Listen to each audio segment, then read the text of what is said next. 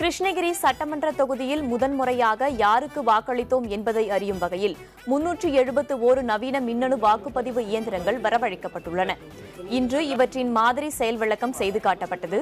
இதன் பின்னர் செய்தியாளர்களிடம் பேசிய மாவட்ட ஆட்சியர் கதிரவன், மாவட்டத்தில் முதற்கட்ட தேர்தல் பணிகள் நிறைவு பெற்றிருப்பதாகவும் வாக்குச்சாவடி முகவர்கள், அதிகாரிகள் மற்றும் மண்டல அதிகாரிகள் நியமிக்கப்பட்டு உள்ளதாகவும் தெரிவித்தார்.